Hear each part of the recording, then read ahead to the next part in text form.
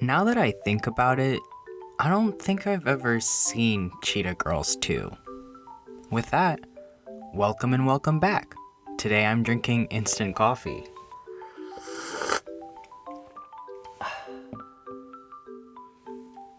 I'm Honey, your host, and also a member of the world's #1 boy band, Vitamin. It's time for another episode of New Kind of Bias. If you watched my One Direction video, forget it. Just let it melt away from your memories. It holds no bearing on how I rank everyone in this and following videos. Now that that's been covered, I want to start discussing today's girl group, the Cheetah Girls. They were a wonderful American girl group gifted to us by Disney. The oldest member was Adrienne Bailon, who was born October 24th, 1983. That's all I know about her. She has definitely done things since the Cheetah Girls. Next was Sabrina Bryan, born September 16th, 1984. Other than the Cheetah Girls, she also appeared on Dancing with the Stars. Then there was Raven, born December 10th, 1985. I know her mainly from having watched That's So Raven. Finally, the youngest was Keely Williams, born July 9th, 1986, and was apparently part of a different girl group with Adrienne. There was a lot I didn't know about the Cheetah Girls, I'll be honest. I was a little too young to fully appreciate and understand the movies when they were coming out. Also, I haven't rewatched them ever. I went to Dr. Wiki to find out a bit more about the Cheetah Girls before listening to the music and judging, and boy oh boy did I find some things out. This initially started as a book series written by Deborah Gregory. It's got a lot of books in it. The series was started in 1999 and was picked up by Disney to become a movie franchise in 2003. Because the movies were so popular, the Cheetah Girls went from just a movie group to an actual girl group. Important to note, of the 3 movies that came out, the third one doesn't include Raven. She cited some internal group problems as her reason for not appearing. I had a lot of debates with myself over how I wanted to handle judging their music. The Cheetah Girls have released 2 studio albums, 2 EPs, and 3 soundtracks. I didn't initially want to consider the soundtracks because not all the songs on it are solely Cheetah Girls songs, but then I realized that cuts out a lot of songs I could review. With that in mind, I'll be reviewing songs on the soundtracks that are strictly Cheetah Girls or Cheetah Girls plus someone else. Anything else will not be considered. How will this go, you may ask? Simple. If I can learn the chorus of the song after one listen through, it's good. I'm not singing for you, so you're just gonna have to trust my word. If I can't learn the chorus after one listen through, well, it's probably still good, or perhaps not, but it's getting a no from me. I figure if these were songs for people watching DCOMs and listening to Radio Disney, they need to be easy enough to learn. First up, the soundtracks. From the first movie, there are 4 songs to review. Together We Can has such an interesting movie inclusion/music video. I love the fisheye lens that they sing into. Unfortunately, I did not learn the chorus in one listen through. Something about hurricanes and the human race? It's not even that long, how did I not learn it? I guess I was too distracted by them falling around the stage. After that is Cinderella. Is it cheating that I already know the chorus? Oh well. Great song. Absolutely learned the chorus after listening one time. I love the music video. Their outfits are something. I kind of vibe with it, but I'm also a little afraid of all the print. There are also a lot of transitions that I feel aren't that necessary, but maybe that's just me. Third is Girl Power. It is a nice, uplifting song about, you guessed it, girl power. The chorus is perfectly repetitive, making it super easy to learn. Overall, the song is also a really nice song to just throw your hands up and dance to. The final Cheetah Girls song the first Cheetah Girls soundtrack has is Cheetah Sisters. This song comes up at such a wild time in the movie, but who am I to judge? If you want to sing to reconnect with your group mates after a fight and after your dog ends up in a sewer or something, go for it. Also, wish I could have matching tracksuits with the boys. Anyway, I did learn the chorus in a single listen, so I consider that a success. And that's that. There was more character building in the movie than singing, it seems, which is fine. I think my favorite song of all these is Cinderella, though Girl Power is a close contender. From there, we move on to the second movie, Cheetah Girls 2, or Cheetah Girls When in Spain, which Dr. Wiki told me was the working title. There are a lot more songs in this movie in general, and also more songs that the Cheetah Girls perform as a whole. We also start seeing inclusions of other people in their songs, so there's that. Now, I've never seen this movie, so if I sound a little confused as to what I'm looking at, I probably am. Party's Just Begun features way more denim in the music video than I expected. I was able to follow along with some of the lyrics in the chorus, but I wasn't able to learn all of it. Oh well. I was very entranced by how much jumping around they were doing in denim. Isn't that uncomfortable?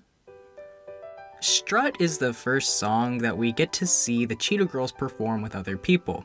The chorus is super easy to follow and learn, so you can learn it quickly, then pay attention to all the sights of Barcelona that the Cheetah Girls are singing in the music video. The male voice, Angel, I think, jumps in right at the end. He's the guitar player that we see showing them around. He's the one who closes out the song.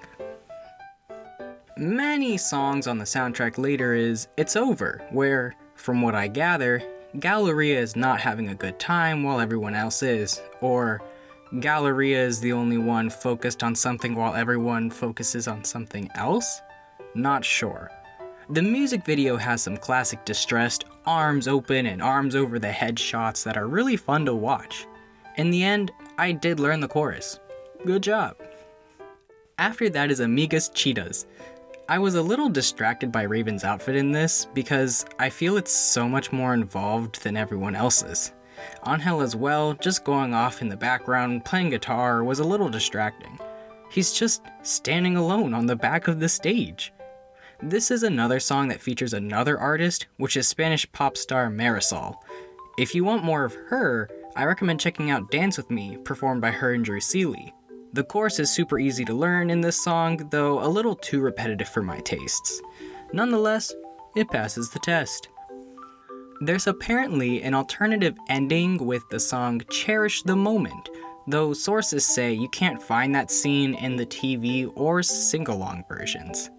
I feel like the music was a little too much for me to focus, so I wasn't able to learn the chorus after listening to the song exactly once. Too bad. I guess there's a reason it never ended up in the sing-along version. In the special edition of the soundtrack, there's a song called Route 66. Can I just say, this song goes so hard. Why was it not in the movie itself? I love it so much. I know it's a cover, but still, it's so good. I already know this song through other artists, so it was easy to learn. Take a moment to just enjoy it, okay? Route 66.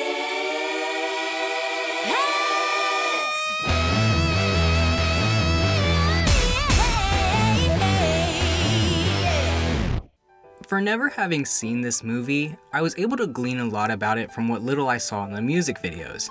They're going abroad touring, they make friends in Spain, they have a few issues, and then they perform in front of a crowd with friend/fellow pop star Marisol.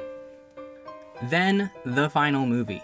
Much like Zayn leaving One Direction, Raven has left the Cheetah Girls. We're down to 3 members and 1 world tour. Though I do have a vague recollection of having watched this movie when it came out, the most I can tell you is that it's got some Bollywood energy. And with that, let's get into it. Cheetah Love is the first song of the movie, and the music video is a lot to look at. There was literally one part of the chorus I was having a hard time understanding, but I ended up being able to follow along right at the end. Good job, me. Next is Dig a Little Deeper. They start off singing in a restaurant and people are just vibing with it in the music video, which could not be me. I'm not one for spontaneous performances when eating. The chorus was super simple, perfect for children to learn and sing along to. Or perfect for me, as someone who has a hard time learning lyrics in general. Dance Me If You Can is the first song that involves Indian music vibes. It also involves our first feature on the list, Geeta. The chorus is easy to learn, which leaves you ample time to watch the dance break in the music video, followed by the Cheetah Girls learning and sharing dancing skills with Geeta and company. From there is Fly Away. It was at this point that I realized the outfits in this movie aren't as matchy-matchy as they were in the previous two. I don't enjoy this song, as an aside. The chorus is a little wordy, but easy enough to learn. I'm the One is a song that features a music video with exaggerated dance moves and 4 men judging the Cheetah Girls on their performance. 3 of the men also join in on singing, and I personally feel the pained face of the older judge through this whole performance. Also, I didn't learn the chorus when listening to this song, so it doesn't pass. No Place Like Us involves way too much almost looking into the camera but not quite. Just commit to the movement. Are you looking at me or not? I guess since this is the third movie, the choruses are getting a little more complicated because I also failed to learn this one in just one listen. Honestly, I barely retained any of this song in general. Finally, a song that features the title of the movie. It's another song that includes that Indian vibe that we haven't really experienced in their other songs, despite where the movie is set. This song is definitely meant to be sung along to and easy to learn. I had no problem learning the chorus as they performed it the first time. It's a little call and response-y. The music video is very colorful and has Bollywood vibes, as it is, if I recall, supposed to be a scene from the film that was being shot in the movie. The last song the Cheetah Girls perform from the movie is Feels Like Love, which can only be found on the extended edition. There's a lot going on in this song. Everyone who sang in the movie sings in this song.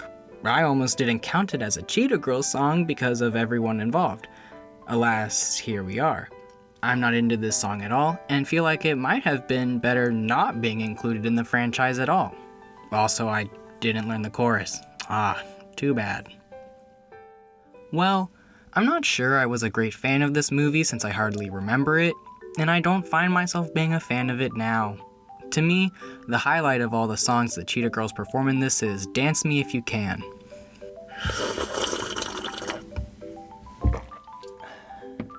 Now that the movies are done, I have 2 albums and 2 EPs to consider. Just for your reference, Raven is not included in any of these. I'm not going to review the Cheetah Girls Soundcheck EP because it consists of songs on other albums and soundtracks, making it pointless. On the TCG EP, there are 2 songs to consider and find out if I can learn the chorus. This will be fun because we're no longer in the territory of musical DCOM songs where choruses should be a little easier to learn where kids can sing along. These songs are now genuine girl group songs that the Cheetah Girls put out, no movie included.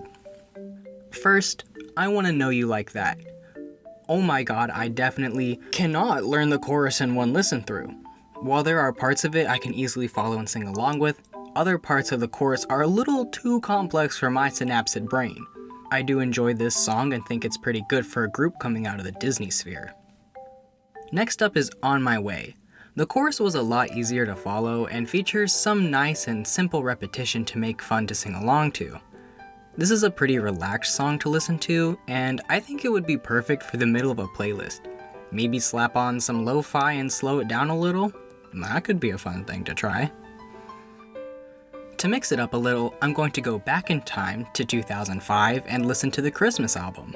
At the time of recording, Valentine's Day is just around the corner, which is close enough to Christmas to justify me listening to all of this.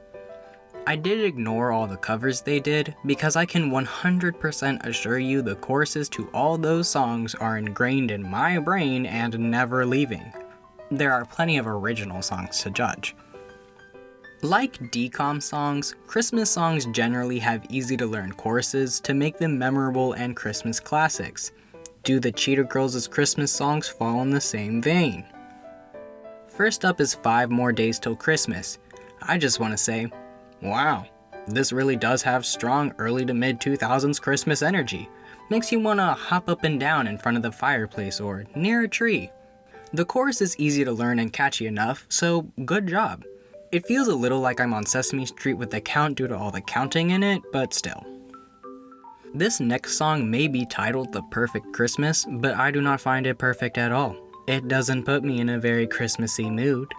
Though I don't think I'll ever listen to it during Christmas time, the chorus is pretty straightforward and easy enough to learn. On to the title track of the album. Definitely has strong cheetah print vibes, and if that is the energy you want to channel during the Christmas season, then this song is the perfect one for you. The chorus is basic and very harmonizy, very cheetah-licious. Also, very easy to learn after just one listen. Christmas in California came to me out of left field. I was not expecting any of it. The vocals, the music. For me, personally, though I do find this song okay, I don't think I enjoy it that much. The chorus is easy to learn, so it passes the test, but there's just so much going on. No Ordinary Holiday has strong, groovy vibes. The chorus is easy enough to learn, but it's so weird. It really is unordinary, I'm not gonna lie. Partying with Santa, sitting next to the fireplace with a snowman? Isn't Santa supposed to be delivering presents? Isn't snow supposed to melt in heat? I have so many questions. How are you pulling off this Christmas? The final original Christmas song on this album is The Simple Things. This song has strong, basic, radio Christmas song energy.